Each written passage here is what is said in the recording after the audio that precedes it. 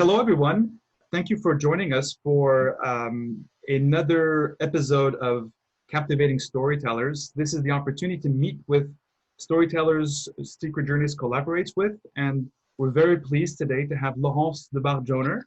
Hello, Laurence. Welcome. Hello, Philippe. Thank you for joining us. Before I ask you the first question, Laurence, I wanted just to introduce you with a few words. You studied hospitality, enology.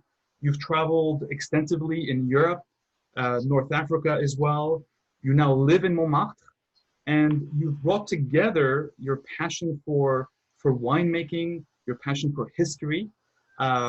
You've brought together in a beautiful way, beautiful manner, in this experience that we've created together of the Clos Montmartre vineyard, this sort of private immersion into a piece of history, a land on top of the hill. So we're very fortunate to ask you a few questions. And I'll start with this question. How did you connect with the Clos Montmartre?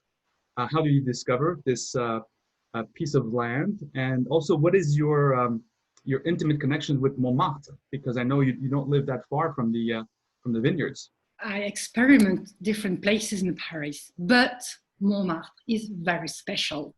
Not only because I live just nearby, but because like a quite lovely author, French-American author, Julian Green, I love wasting time in a city. I love strolling around, and Montmartre every day offers something new. So for somebody like me, it's fantastic. And I discovered the Clos that way, in fact. I love gardens also. And Montmartre is together a garden, a village, and a vineyard. And all those qualities attract me so much that I chose to work as much as I could over there. Every year, I discover new sides, new aspects, new people. But I have to admit that the Clos is quite special. There is actually a character that we introduce in the story of the Clos. The character, his name is Francisco Pulbo. He's an amazing character.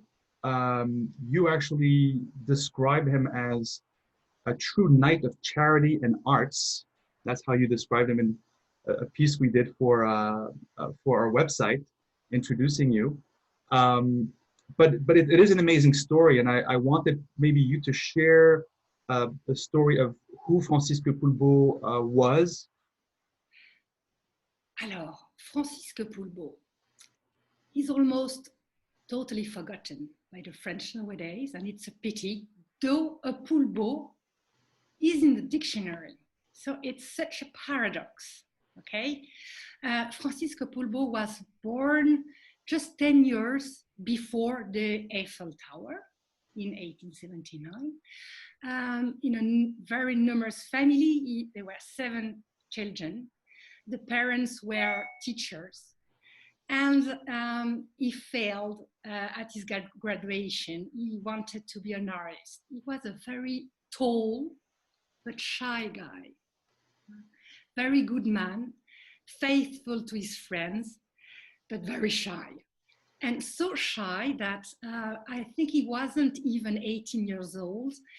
He sent a drawing to a newspaper and with a little note saying, I, Francisco Pulbo, give you the authorization to publish my work.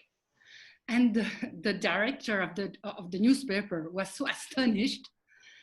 He said, okay, we'll publish it because the artist is a talented one. And as I'm given the authorization, he must be maybe well known already. But it was only Francisco Pulbo, and he was only a teenager at that time, okay? So this guy had a very, very precise idea of his career, of what he wanted to dedicate his life to. And another of his idea was to live in Montmartre, because at that time, at the beginning of the 20th century, Montmartre is the center of the world. And after the First World War, he decided to take another direction, always with parties, always with friends, always with joy, but dedicating his life and energy to the needy of the hill, the children, the little Pulbo. That's the story, very brief of Francisco Pulbo. The Petit Pulbo, which actually still exists, it's still an association located on top of the hill.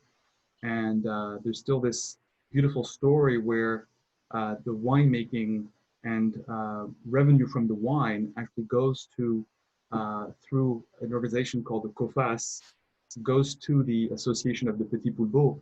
And we actually want you to meet with the Petit Pulbo during our experience of the Clos Montmartre. But Pulbo actually, he's the one that saved this parcel or this piece of land, right, from being constructed and built upon. And it then afterwards became this vineyard. You are right. He decided to protect a plot that was to be covered with buildings, okay? And he did more. He converted this plot into a cash machine, into a vineyard, okay? Mm-hmm. And the vineyard was very pleasant for the neighborhood, but it would also help to maintain the work he had started with the dispensary. Mm-hmm. And that's the idea of Pulbo, okay? Charity, but with joy, having fun, okay? Yeah. Pulbo would say, if you are gonna charity event, don't cry, okay? Just enjoy it also. Mm-hmm. That was really one of his most important ideas. And that the reason why this vineyard still exists and still is so much committed into helping people around, the people of Montmartre mainly, okay? The point is now the COFAS is still working with volunteers. And you were asking me what is my link with specifically with Montmartre and with the Clos. And this is one of the most strongest link I have. Mm-hmm. Because when you welcome guests and you take advantage of the fabulous city of Paris, and you go to the Ile Saint-Louis, you go to the Louvre, you discover things, you spend a lovely moment. But when you go to Montmartre, when you enter the Clos, when you taste the wine, you do more. All right? Mm-hmm. You carry on with the work of Pulbo, with all those people, and you help people around you. Wonderful. It's a wonderful and inspiring story. Just for everyone listening to us, COFAS actually is Comité des Fêtes et d'Action Sociale de Montmartre. Absolutely. What it stands for. It's an association. And they're actually, among other things, they're the winemakers. I mean, they handle all the harvest and the winemaking. We actually get to meet with them during our journey. And I think you have a special key that allows us to go inside the vineyard for some wine tasting, both rosé and red. And maybe you can tell us, Laurence, about the wine and how actually it tastes pretty good when, especially inside the vineyard. And it has improved over the years. And then you can tell us a bit more about the tasting and the winemaking. And show us the key. Now, this is the key, okay? And if you come very soon to visit us, I'll tell you more about the key because there's a whole story about it. But that's only for those who come to visit us, okay? About the vineyard, it's a very serious matter. We are in France. And though it was to share good moments also, now it's it's very seriously run by the winemaker, an enologist, a woman, Sylviane Leplâtre. And at the beginning, in 1933, the idea was to sell grapes only, okay? But step by step, the evolution of the COFAS and of the time, you know, lead the COFAS to sell wine step by step. Well, I think this was a wonderful taste, using the sort of the wine tasting metaphor, but it was a wonderful taste in meeting you first, Laurence, discovering a bit more about the stories inside the larger story that we share with guests for the Clos Vineyard private experience that we put together. So thank you again for this joining us in this moment together, this conversation.